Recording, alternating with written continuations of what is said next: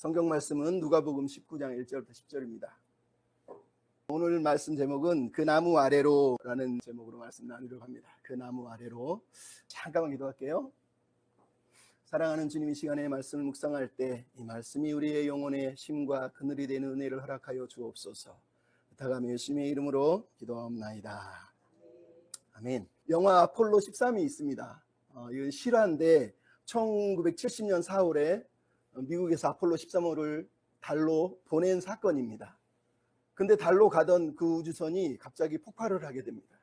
그래서 결국은 우주선이 귀향을 하는데 우주선을 버리고 착륙선으로 다시 지구로 돌아오는 사건이거든요. 근데 그때 그 우주선 대장이 그런 얘기를 합니다. 이 나사가 이쪽으로 통신을 하면서 휴스턴 문제가 생겼다 이렇게 얘기합니다. 미국 사람들이 하는 관용어라 그래. 문제가 생겼단 말은 지금 뭔가 안 좋은 일이 일어났다, 이런 뜻이라고 그래요. 근데 그 우주선이 폭발하게 된 것은 그날 갑자기 그 순간에 폭발한 게 아니라 사실은 우주선을 쏘기 전부터 문제가 있었어요. 왜냐하면 미국이 우주선을 계속 날리면서 이 산소 탱크, 수소 탱크를 저온에 냉각을 시켜가지고 보내요. 근데 극저온이기 때문에 이게 계기가 안 보입니다. 그래서 이것을 볼 수 있도록 옆에서 히터를 틀어요. 그러면은 그 계기가 보여서 산소가 얼마나 있는지 아는 거죠. 근데 몇 번을 보내면서 이 산소 탱크의 전압을 65V로 표준으로 이제 만들기로 바꿔놓은 거예요. 근데 이 사람들이 그걸 다 지켰는데 뭘 안 지켰냐면 그 안에 이제 히터를 돌리는 배터리를 28V짜리를 그대로 설치하고 간 거예요. 그러다 보니 그거를 켰더니 그게 서서히 전선이 녹아가면서 그게 타들어가서 결국은 지구에서 31만 마일 정도 떨어진 곳에서 펑 하고 터져버린 거죠. 그럼에도 불구하고 그들이 무사히 귀환할 수 있었던 건 그들이 그동안의 궤도를 포기하고 다시 궤도 수정을 해서 지구로 무사히 돌아올 수 있었던 거예요. 여러분, 우리 인생도 우리가 상정하고 우리가 생각하고 추구하던 인생의 궤도를 달려가지만 어느 순간에 이거 아닌데, 뭔가 잘못했는데 하면서 인생의 궤도를 수정해야 될 때를 느끼게 됩니다. 근데 대부분은 그것을 무시하고 그냥 살아가는 경우도 있어요. 왜냐하면 그 문제는 그때 생긴 게 아니라 그 전부터 쌓여 있었는데 그것을 애써 외면하려고 하는 거죠. 시인 중에 에드 시스몬이라는 분이 이런 시를 썼어요. 40이 넘은 사람들 한밤중에 일어나서 도시의 불빛을 쳐다보고는 인생이 왜 그리도 긴지 의아해하고 어디서 길을 잘못 들었는지 고뇌한다. 중년의 어떤 외로움을 얘기하겠죠. 지난해 작고한 신경림 시인이 쓴 시, 유명한 갈대, 거기도 그런 얘기가 나오죠. 언젠가부터 갈대는 속으로 조용히 울고 있었다. 그런 어느 날 밤이었다. 갈대는 그의 온몸이 흔들리고 있는 것을 알았다. 바람도 달빛도 아닌 것, 갈대는 저를 흔드는 것이 제 조용한 울음인 것을 까맣게 몰랐다. 산다는 것은 속으로 이렇게 조용히 울고 있는 것이라는 것을 그는 몰랐다. 이렇게 썼어요. 여러분, 신경림 작가가 말하는 갈대의 흔들림이라는 거, 밖에서 환경 때문이 아니라 내 안에서 나도 알지 못하는 어떤 것들이 나를 계속 흔들어서 울고 있다는 거예요. 그게 바로 우리 인생이라는 겁니다. 우리 인간 자체는 겉으로는 아무렇지도 않은 것 같지만 우리 안에는 알 수 없는 어떤 외로움과 괴로움과 슬픔들이 우리를 계속 흔들어댑니다. 근데 우리는 그걸 무시하죠. 그러다가 어느 순간 뻥 터지면 어떤 사람은 그것조차도 외면하지만 어떤 사람은 용기를 내서 그때 인생의 궤도를 수정하는 작업을 시작하는 거예요. 근데 여러분, 인생의 궤도 수정은 빨리 할수록 좋습니다.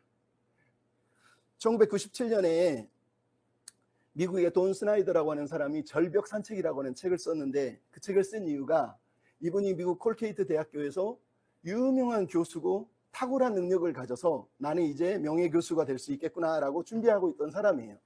나이도 이제 40대 중반을 넘어섰고 창창한 사람이고 애들도 4명이나 있었습니다. 근데 갑자기 학교에서 올해까지만 하고 당신을 해고합니다. 이분이 충격을 받은 거예요. 그래서 받아들일 수가 없죠. 나에게 그런 일이, 나 같은 사람을 왜 해고해? 전산 오류겠지, 행정 오류겠지.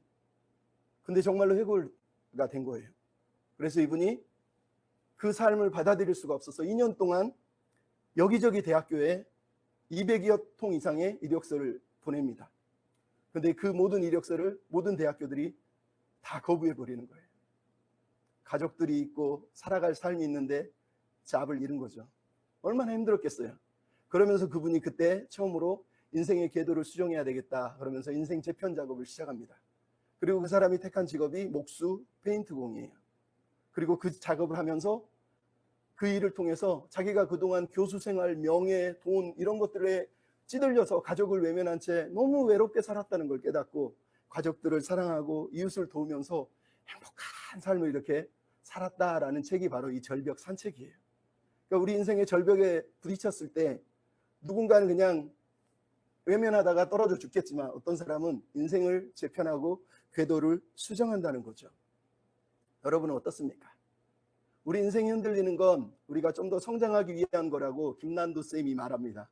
아프니까 청춘이다. 1000번을 흔들려야 어른이 된다. 흔들리는 이유는 그냥 흔들리라고 흔들리는 게 아니에요. 나를 흔들어서 내가 제대로 성장하라고, 뭔가 바른 궤도 수정을 하고 똑바로 살라라는 의미로 우리를 흔들어 대고 있는 거예요.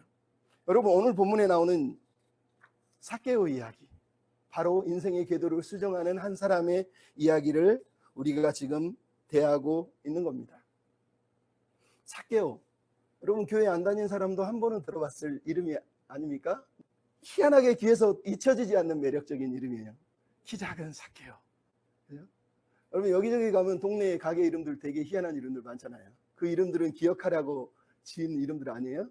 최근에 뭐 여기 보니까 이 동네도 있던데 뭐 까끌레 뽀끌레 이러면은 미용실이잖아요. 저번에 분식집 이름이 조용한 곳 찾아다니다가 없어서 내가 차린지 뭐 이런 커피숍이구나 이런 집도 있고, 동네북 그러면 서점이래요. 재밌죠. 그 다음에 버르장머리는 미용실. 예. 고마우신, 그렇죠. 아, 잘하시네. 치미꼴깍 위풍당당은 다 치킨 가게. 근데 어떤 이름이, 신발 가게 이름이 있었는데 꼬랑내래요. 망했을까요? 그럴 것 같아. 꼬랑내를 누가 잡아가겠어요? 어떤 이름은 드슈, 보슈. 드슈는 음식점, 보슈는 영화관. 주인이 똑같대요. 근데 이 사람이 이런 이름을 지었대요. 자, 그러면 퀴즈. 이노무스키는 어떤 가게일까요? 이노무스키. 스키 대여점. 네.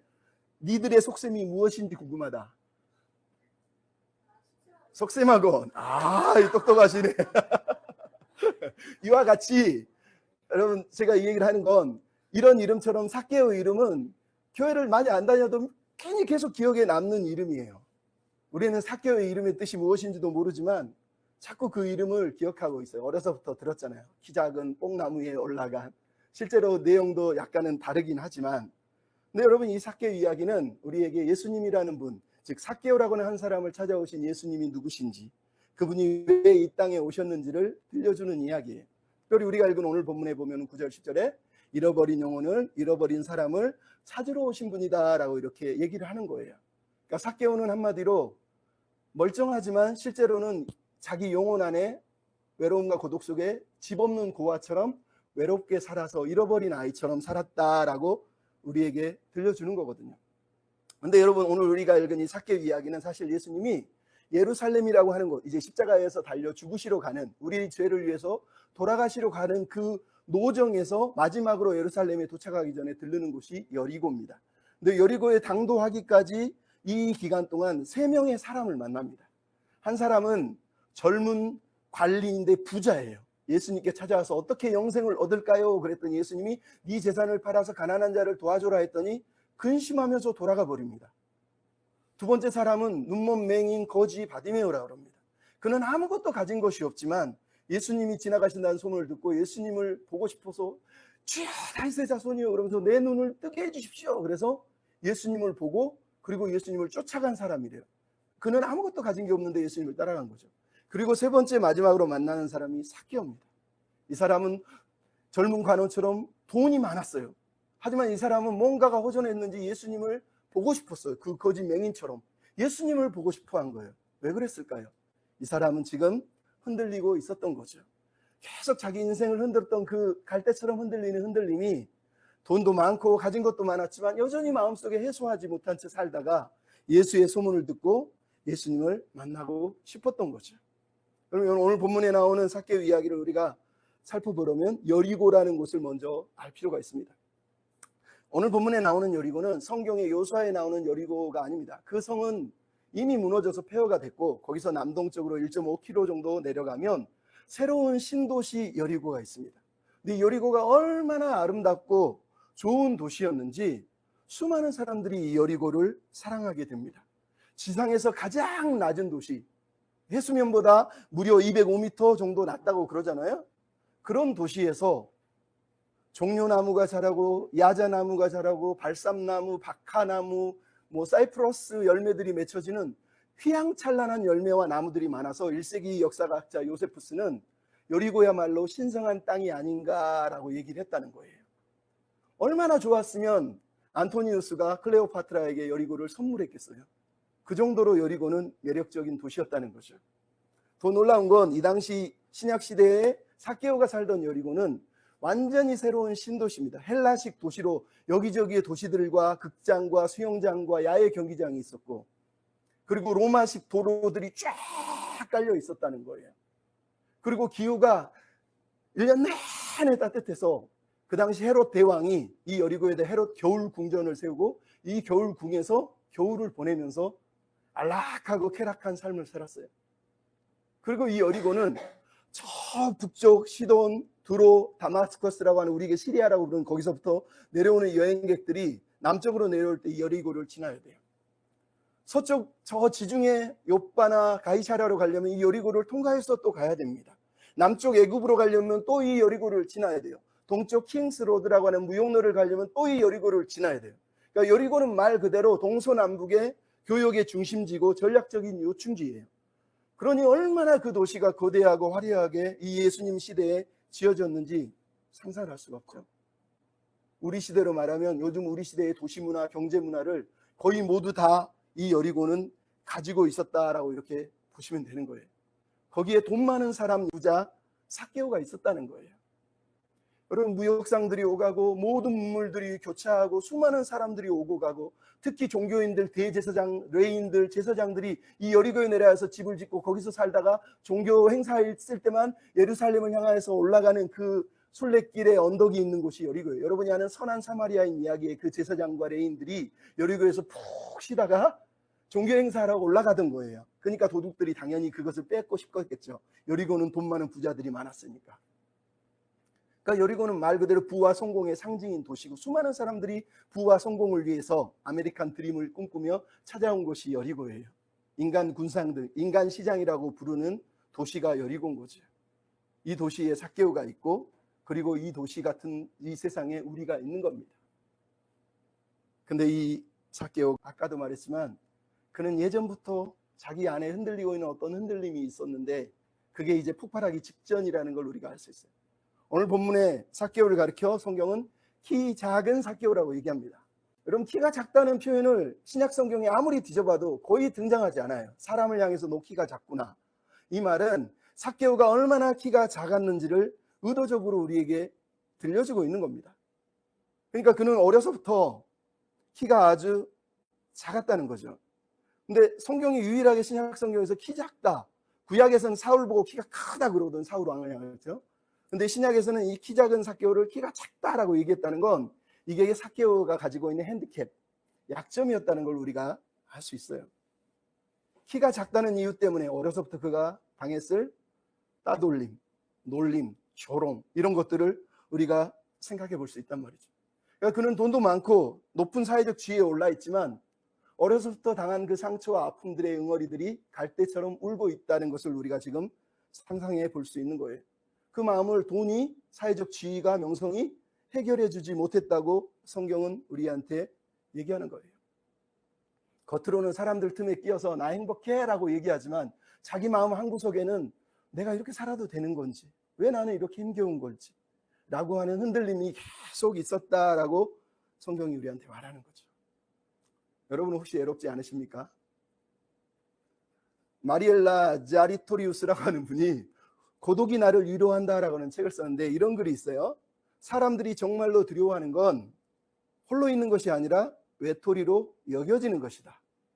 루스는 말하기를 사막에서 혼자 사는 것보다 사람들 사이에 혼자 사는 것이 더 힘들다. 사람들 사이에 있는데 외톨이로 혼자 있는 거, 그게 너무 힘들다는 거예요. 여러분, 오늘 본문의 삭개오가 바로 그런 모습이에요. 여러분, 우리들 다 사람들 사이에 섞여서 살잖아요. 근데 왜 여러분은 알 수 없이 혼자 어떤 날은 고민하고 울고 있습니까? 행복하지 않고. 그게 우리 안에 있는 외로움이겠죠. 장동건이 2014년에 나왔던 영화 제목이 우는 남자예요. 그죠? 오늘 본문의 삭개오가 바로 그 우는 남자예요, 사실은. 왜냐하면 여러분, 오늘 본문의 삭개오를 가리켜서 세리장 삭개오다라고 2절에 얘기합니다. 삭개오는 세리장이고 그리고 부자였다라고 얘기하고 있어요. 아까도 말했지만 여리고는 이 이스라엘 땅의 무역로의 중심지고 전략적 요충지였기 때문에 수많은 상인들, 수많은 문물이 교차했기 때문에 아주 많은 사람들이 여기서 장사를 하고 돈을 벌었어요. 근데 당시 로마가 이스라엘을 점령하고 유대 땅을 점령하여서 유대를 식민지 삼았기 때문에 이 유대 땅에서 세금을 거둬들이기 위해서 전략적인 세관을 두는데 그 중에 하나가 가이사랴, 그 중에 하나가 가버나움, 그 중에 하나가 바로 이 여리고예요. 그러니까 이 여리고에 세관을 뒀다는 건 이스라엘의 모든 남쪽의 세금을 여기서 다 거뒀다는 거예요. 근데 그 중에 여리고의 세관의 세리장이 삭개오라는 거예요. 일개 직원이 아니라 세리장이라는 거. 그 세관을 관리하고 통솔하는 최고의 세리 조직의 최고의 지위에 올라 있는 사람이 바로 삭개오다라고 얘기하는 거예요. 바로 이어서 뒤에 부자다라고 써놓은 이유는 그가 이 세리 직업을 통해서 부를 축적했다는 걸 우리에게 알려주고 있는 겁니다. 그러니까 삭개오는 자기가 세리라는 직업을 통해서 부를 축적하고 부자가 됐고 높은 지위에 올라 있는 사람이라는 것을 우리가 알 수 있어요. 그런데 세리라는 직업은 그 당시에 이스라엘이 가장 경멸하는 이름이었어요. 왜냐하면 민족을 위해서, 나라를 위해서 일하는 사람이 아니라 로마를 위해서 자기 민족의 등골을 빼먹는 사람이었거든요. 그것도 로마가 정한 인두세, 토지세 이런 것뿐만 아니라 모든 통행세, 관세, 상품세 모든 세를 다 붙여서 그거를 쫙쫙쫙 빼먹었는데 정당하게 매긴 게 아니라 세리들에게도 빼먹었으니 얼마나 많이 빼먹고 있겠어요. 지금 트럼프가 무역 관세로 트럼프가 장난하는 것처럼 아주 못된 짓을 하면서 이 사람이 부자가 됐다는 것을 우리가 알 수 있다는 거죠. 그러니까 유대인들에게 세리는 죄인이에요. 죄인 중에 최고의 죄인, 불가촉 천민과 같은 사람이라는 거죠. 그러니까 지금 삭개오는 세리장인데 사실은 사람들에게 왕따당한 홀로 있는 외로운 군중 속의 고독을 느끼는 사람이라는 걸 우리가 알 수 있어요. 그럼 여러분, 왜 굳이 삭개오는 유대인일 텐데 세리 직업을 하게 됐을까요? 그건 우리가 아까도 살펴본 것처럼 그는 자기 자신의 약점을 덮고 싶었을 거예요. 우리도 다 마찬가지 아니에요? 내 약점을 남에게 보이기 싫으니까 다른 곳으로 치장을 하잖아요. 그래서 학력도 조장하고 무슨 집도 뻥튀기 하고 무슨 모든 것들을 막 바꾸고 조작하지 않습니까? 이 삭개오가 바로 그런 사람이에요. 어려서부터 당한 슬픔과 아픔과 그 조롱과 희자금을 돈으로 상쇄시키려는 거죠. 가진 직업으로, 지위로, 능력으로. 누가 그 당시 싫어하는 창녀를 하고 그 당시 싫어하는 세리를 하고 싶었겠어요? 아마 삭개오는 살고 싶어서 그랬을 거예요. 그래서 치열하게 싸웠고 열심히 일했고 하급 세리부터 시작해서 지금 세리장이라는 자리까지 올라온 거예요. 그러면 자기의 외로움과 고통이 갈대의 울음이 사라질 줄 알았던 거죠. 근데 막상 그 자리에 올라오 보니 그 직업이 자기를 위로해 준 것이 아니라 오히려 더 막다른 골목으로 몰아가서 이제는 돌이킬 수 없는 자리까지 이르렀다는 것을 알 수 있어요. 세리장, 말 그대로 온수 중에 온수라는 뜻이거든요. 아무도 이 사람을 사랑해 주지 않아요. 그 구멍난 영혼의 그 아픔, 외로움, 갈등을 돈도 지위도 전혀 메꿔주지 않았다는 거예요. 얼마나 슬픕니까? 여러분, 우리가 아는 노래 중에 한마음의 가슴앓이 여러분 아세요? 밤별들이 내려와 창문등에 머물고 이런 거 있잖아요. 거기 보면 가사의 중간에 뭐가 있어요? 골목길을 돌아서 뛰어가는 네 그림자 동그랗게 내버려진 나의 사랑이여. 여러분, 동그랗게 어떻게 내버려집니까? 동그랗게 내버려진다는 건 말 그대로 나 혼자 덩그러니 툭 던져져 있는 상태를 말하는 거예요. 그냥 나 혼자 있는, 아무도 곁에 없는 상태를 가라시켜서 동그랗게 내버려진 상태다라고 얘기하는 거예요. 지금 삭개오가 바로 그러고 있는 겁니다. 대도시 안에서 향락 문화를 즐기면서 돈과 부와 명예를 가지고 삶에도 불구하고 혼자 덩그러니 던져져 있는 상처받은 외로운 영혼이라는 것을 우리가 알 수 있어요. 금도 은도 보화도 지위도 그 마음을 전혀, 그 영혼을 전혀 채워주지 못했다는 거예요. 더 슬픈 건 아까도 얘기했지만 유대인들은 로마를 위해 일하는 사람은 역적이, 우리나라도 옛날에 일본을 위해서 일하면 뭐 민족의 반역자 아니에요? 처단해야죠. 그러니까 그 당시 열심당이라고 하는 유대의 열심당원 민족주의자들이 삭개오 같은 세리들은 어떻게 해서든지 죽이려고 했었다는 거예요. 그러니까 삭개오는 말 그대로 생명의 위협까지 받으면서 영혼은 힘겹고 외로우면서 겉으로는 안 그런 척 막 떵떵거리며 살았던 정말로 비참한 인생이라는 거예요. 근데 이 사람의 인생이 가장 슬픈 이유는 이 사람의 이름이 삭개오라는 것 때문이에요. 삭개오라는 뜻이 자카이오스인데 히브리어 자카이는 깨끗한, 의로운, 순전한 이런 뜻이에요. 그러니까 부모가 유대인이니까 아이를 태어나자마자 너는 깨끗하게 살아라, 의롭게 살아라, 하나님 보시기에 아름답게 살아라라고 꿈을 주고 이 아이를 키운 겁니다. 근데 아이는 어려서부터 당하는 조롱과 멸시와 어떤 알 수 없는 사회적인 아픔을 통해서 스스로가 삭개오와 다른 삶을 살아가고 있었던 거예요. 그러니까 의로운 사람이 아니라 오히려 삐뚤어지기로 결심한, 나 삐뚤어질 거야! 이렇게 삐뚤어지기로 결심을 하고 계속해서 건너가고 그렇게 살았던 거죠. 그러니까 자기 이름은 삭개오고 남들이 너 의로라고 삭개오라고 부르지만 자기는 그 이름이 떳떳하지 않은 거죠. 어쩔 수가 없었어, 별 수 없었어, 이렇게 계속 병명을 하지만 자기 마음속에서는 그래도 그 흔들림을 사실은 어찌할 바를 몰랐던 거죠. 여러분은 그런 경험이 없습니까? 저 어렸을 때 몰래 제가 좀 빨리 그런 생각을 했는지 모르는데 제 인생을 보면서 우리 다 그런 거 하잖아요. 아, 내 인생은 하얀 도화지구나. 내가 여기 뭘 그렸을까? 아니면 뭘 그리게 될까? 근데 지금 와서 내가 그려놓은 그림을 보면서 나는 만족하고 있는가? 여러분 그런 생각을 해보신 적 있으세요? 삭개오는 돈으로 그리고 명예로 그리고 가득가득 행복하다고 세상에 말하는 것들로 온통 채워놨는데도 그 그림이 행복하지 않았어. 오히려 내가 다 망가뜨렸구나, 내가 다 망쳤구나. 사실은 이 사람이 이런 생각을 하고 있었다는 거죠. 얼마나 슬펐으면 그랬겠어요. 우리가 서울의 달에 보면 서울의 달 주제가 서울 이곳에 보면은 가사 내용이 그런 거 아닙니까? 아무래도 난 돌아가야 됐어. 이곳은 나에게 어울리지 않아. 화려한 유혹 속에 웃고 있지만 모든 것이 낯설기만 해. 여러분 이게 삭개오의 마음이에요. 화려한 유혹 속에서 웃고는 있는데 그냥 내 영혼은 여전히 낯선 집에서 살고 있는 그 외로운 마음이 이 사람 앞에 있었던 거예요. 아마 우리가 잘 아는 최인호 씨가 겨울나그네 소설에 이런 구절인데 삭개오가 딱 이랬을 것 같아요. 그때 그 사람은 어디에 있는가? 그때 그 젊고 아름다운 청년은 어디에 갔는가? 이제 다시는 돌아오지 못한다. 기쁜 우리들의 젊은 날은 저녁놀 사라지는 굴뚝 위에 연기와 같나니. 아마 삭개오는 자기 인생을 보면서 삭개오답지 못하게, 의롭지 못하게, 깨끗하지 못하게, 부모의 기대대로 살지 못한 그 모습을 보면서 한참을 울지 않았을까? 이런 생각을 합니다. 여러분 이 이야기가 들려주는 게 뭐예요? 우리에게 가장 필요한 것은 돈으로는 살 수 없다는 거예요. 돈으로 음식은 살 수 있지만 식욕 자체는 못 삽니다. 돈으로 침대는 살 수 있어도 깊은 잠은 살 수가 없잖아요.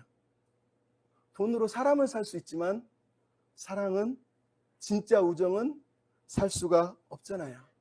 돈으로 쾌락은 살 수 있어요. 내 몸 망가뜨릴 수도 있어요. 하지만 내 안에 내 영혼을 편하게 해주는 것은 돈으로 살 수가 없어요.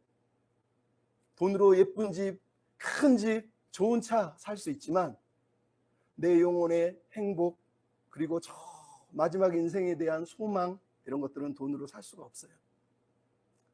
여러분 그걸 느끼십니까? 삭개오는 그걸 느꼈다는 거예요. 그는 얼마나 여기서 벗어나고 싶었겠어요? 막 헤어나고 싶지 않았겠어요? 하지만 아무리 찾아봐도 방법이 없었다는 거죠.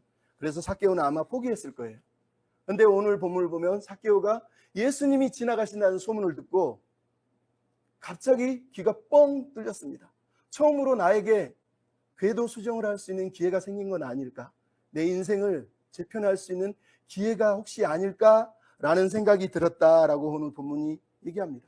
왜냐하면 삭개오는 이미 예수님에 대해서 소문을 들었거든요. 누가복음에 보면 이 앞에 쭉 보면 예수님이 이방인의 병든 사람도 고치고 나병 환자도 고치고 심지어 세리 마태를 불러서 그 집에서 잔치를 벌이면서 사람들이 야 죄인 집에 들어간다 그래 똑같이 오늘 본문처럼 그랬는데 예수님이 죄인 마태의 집에 들어가서 거기서 밥을 먹이면서 나는 죄인들의 친구야. 남들이 그렇게 조롱을 하니까 그래 그러면서 죄인들의 친구가 되어주신 것을 삭개오가 이미 알고 있었단 말이에요.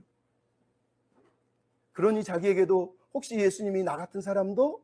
라고 생각하지 않았겠습니까? 근데 예수를 찾아가지는 못했습니다. 왜냐하면 자기가 의롭지 않다라고 하는 자괴감 때문에 찾아갈 용기가 없었던 거죠. 근데 오늘 본문에 보면 예수님이 온다는 소문을 듣자마자 3절은 예수를 보려고 하되라고 돼 있어요. 보고자 하되. 이 헬라어 단어는 그냥 잠깐 보겠다는 뜻이 아니에요. 정말로 똑바로 제대로 간절하게 쳐다보고 싶다라는 단어를 쓸 때 이 보고자 하되라는 뜻이에요. 4절은 뭐라 그럽니까? 앞으로 달려갔다고 얘기합니다. 여러분 이때 삭개오가 보통 40대 후반에서 60대 사이에 세리장이니까 나이가 많아요. 유대인들은 뛰어가지 않습니다. 나이든 어른들은.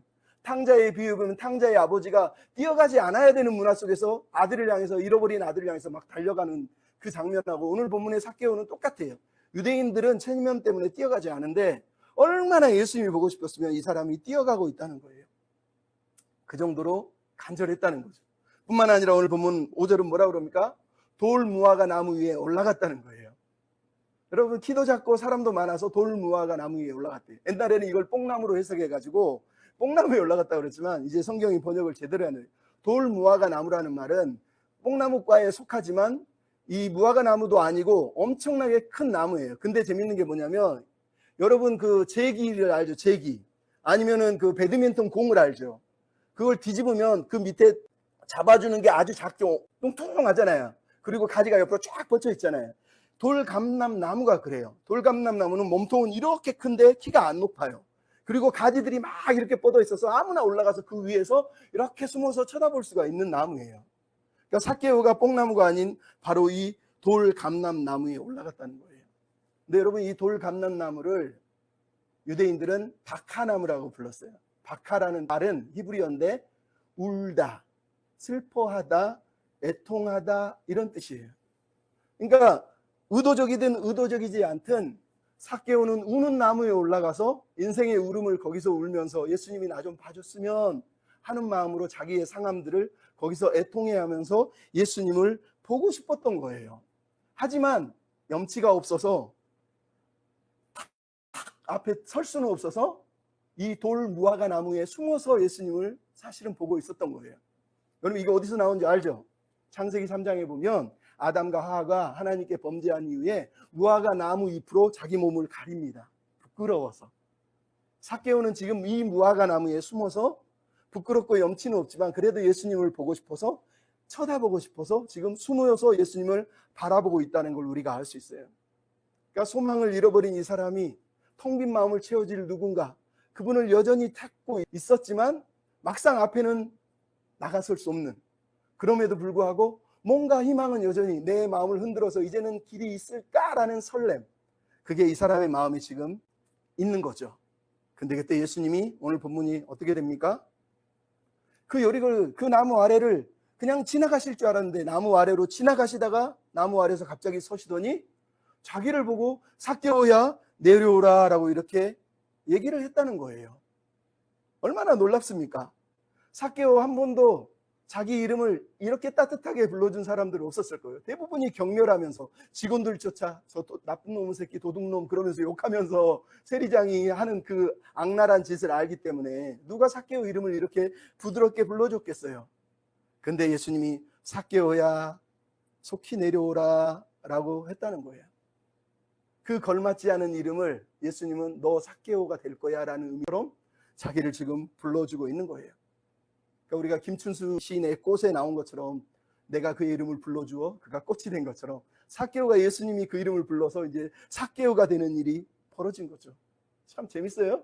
네, 한웅재라고 하는 목사님이 이 부분을 그 나무 아래로라고 하는 시를 썼는데 이렇게 썼어요. 사람이 산다는 일은 참으로 이상한 일 같아. 얻으려 애쓰려 해도 결코 얻을 수 없는 무언가. 수많은 사람들 중에 나는 언제나 혼자였지. 많은 걸 가져도 항상 내게 없는 건 마음, 누군가의 마음. 어쩌면 그게 이유였을까? 내가 이 나무에 오른 이유? 이대로는 아닌 듯 내 안에 멈추지 않는 그리움. 그때 넌 내려오라. 그 나무 아래로 인생의 마음, 그 무거운 짐을 다 내려놓고 내려오라. 내려오라. 이렇게 부르셨다라고 한흥재 목사님이 얘기를 하세요. 여러분, 예수님이 삭개오를 만나주시고 삭개오를 부르시고 오늘 본문에 더 놀라운 건 내가 오늘 너의 집에 유하겠다라고 지금 말한 겁니다. 유하단 말은 가족처럼 같이 식사를 하면서 사랑의 교제를 나눈 친근한 가족관계를 맺겠다는 뜻이에요. 근데 이 당시 고대 군동에는 누군가 이방인들을 섬기는 게 가족의 명예였지만 대부분 높은 사람, 지위 있는 사람들, 그런 사람들이 그 영예를 누리고 싶었어요. 근데 예수님이 이 영예를 지금 세리, 죄인, 삭개오에게 주고 있다라고 오늘 얘기를 하고 있는 거예요. 이 삭개오가 얼마나 기뻤겠습니까? 그죠? 놀라운 거죠. 그래서 오늘 본문에 삭개오는 급히 내려가서 막 즐거워하면서 예수님을 영접했다라고 6절에 이렇게 얘기하고 있는 모습을 봐요. 더 놀라운 건 예수님 앞에서 사람들이 다 있는데 당당히 서서 내가 그동안 잘못한 게 있으면, 빼앗은 돈이 있으면 다 그것도 4배나 갚겠다라고 이렇게 얘기를 하고 있는 겁니다. 놀라운 거예요. 왜냐하면 그 당시 누군가 잘못했을 때 변상을 할 때는 보통 통상 2배예요. 근데 삭개오는 자기의 재산 소유의 절반을 팔 뿐만 아니라 4배나 갚겠다는 거예요.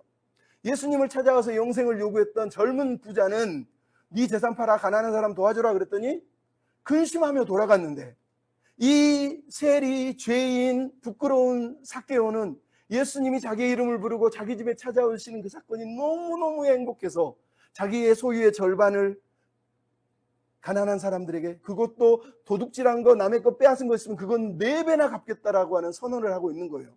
말 그대로 삭개오가 자기 인생의 궤도를 수정했다라고 오늘 성경이 우리에게 들려주고 있는 겁니다. 여러분, 예수님을 만나니까 삭개오가 이렇게 변한 거예요. 그래서 예수님께서 뭐라 그럽니까? 이 사람이 아브라함의 자손이고 이 사람이 그 잃어버린 사람이다. 탕자의 비유에 예수님이 막 그 아버지가 탕자를 찾으려 했던 그 탕자가 이 사람이었다라고 오늘 성경은 우리한테 들려주고 있는 거죠. 여러분, 말씀을 마무리하면서 생각해 봅시다. 삭개오의 나무를 한번 생각해 보세요. 돌 무화과 나무.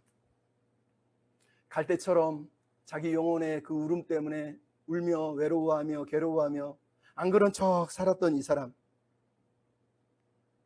예수님을 보고 싶지만 부끄러운 모습에 박하나무, 그 눈물 우는 나무에 숨어서 얼굴을 그냥 한번 쳐다나 볼까? 어쩌면 그랬을 수도 있을 그 사람. 근데 그 사람에게 예수님이 찾아오셔서 염치 없어 하는 이 삭개오를 부르시고 위로하시고 내가 네 집에 유하겠다. 내가 너와 함께 하겠다. 내가 너의 친구가 되어주겠다. 이렇게 말씀을 하셨다는 거예요. 삭개오가 이 나무를 지날 때마다, 이 나무 아래를 지날 때마다, 아니면 머무를 때마다 무슨 생각이 들었겠어요? 예수님, 내 외로운 영혼, 내 흔들리는 마음을 만져주시고 친구가 되어주시고 새 소망을 주신 예수님, 너무 감사하면서 이 나무 아래서 그 날들을 늘 기억하며 살지 않았겠습니까? 그죠? 여러분, 우리가 잘 아는 슈베르트는 곡을 만질 때마다 모든 곡들이 명곡이 됐다고 그래요. 근데 이 사람이 쓴 곡 중에 겨울 나그네라고 하는 곡이 있습니다. 그건 시인 밀러의 겨울 나그네를 24편의 시편을 하나하나 노래를 붙였어요. 근데 그 중에 하나가 여러분이 잘 아는 보리수라고 하는 노래가 있어요. 알죠? 여기 노래 잘하는 분 한번 불러보세요. 성문 곁에 서 있는 보리수, 뭐 이러면서 부르는 노래 있지 않습니까? 그 가사에 이런 내용이 있어요. 성문 샘물 곁에 서 있는 보리수, 나는 그 그늘 아래서 수많은 단꿈을 꾸었네. 나 오늘 이 깊은 밤에도 그곳을 지나지 않을 수 없었네. 캄캄한 어둠 속에서 두 눈을 꼭 감아버렸네. 이런 내용이 있어요. 근데 2절이 재밌어요. 2절이 뭐라고 되어 있냐면, 가지는 흔들려서 나에게 말하는 것처럼 동무여 여기 와서 안식을 찾으라, 안식을 찾으라. 이게 보리수의 내용이에요. 밀러는 겨울에, 혹독한 겨울에 인생의 어려움과 고통을 지내던 사람이 그 겨울에 보리수 아래에 와서 거기에 앉아서 쉬면서 자기의 젊은 날들, 행복했던 시절들을 회상하면서 그날을 그리워하면서 만든 게 이 보리수입니다.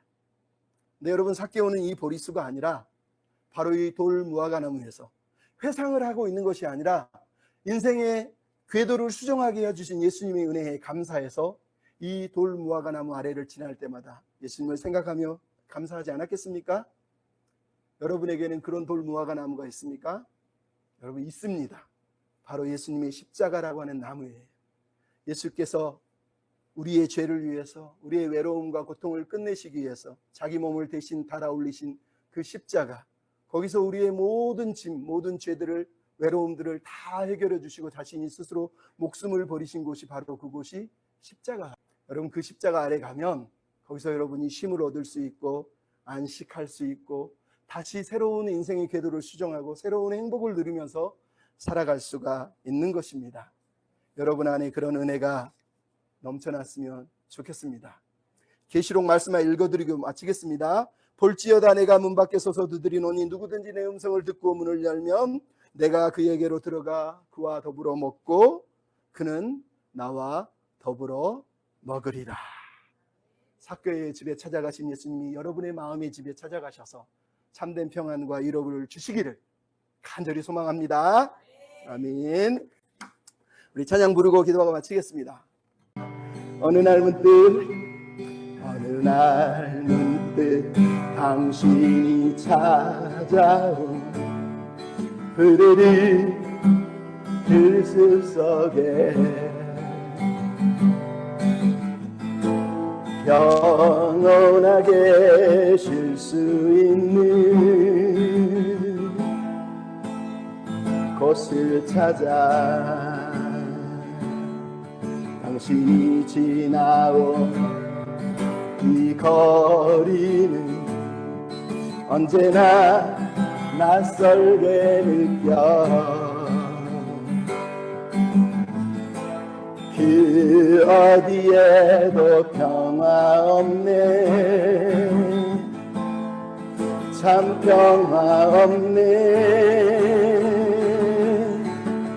그렇지만 당신의 앞에 펼쳐진 주님의 숲에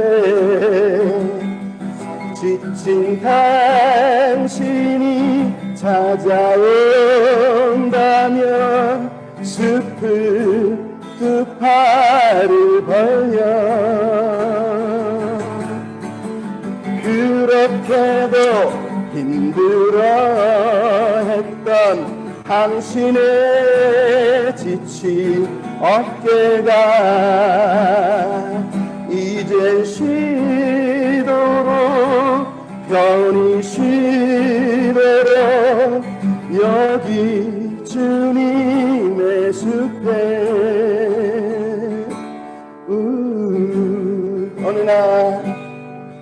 어느 날 문득 당신이 찾아온 흐르는 그 숲속에 평온하게 쉴 수 있는 곳을 찾아 당신이 지나온 이 거리는 언제나 낯설게 느껴 그 어디에도 평화 없네 참 평화 없네 그렇지만 당신의 앞에 펼쳐진 주님의 숲에 지친 당신이 찾아온다면 숲은 두 팔을 벌려 그렇게도 힘들어했던 당신의 지친 어깨가 이제 쉬도록 편히 쉬도록 여기 주님의 숲에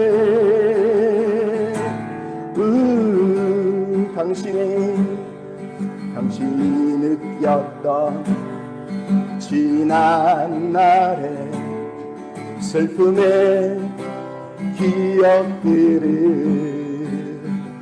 생각하고 잊어버리고 또 생각하네. 그렇지만 당신의 앞에 펼쳐진 주님의 숲에 지친 당신이 찾아온다면 숲은 두 팔을 벌려 그렇게도 힘들어했던 당신의 지친 어깨가 이제 쉬도록 편히 쉬도록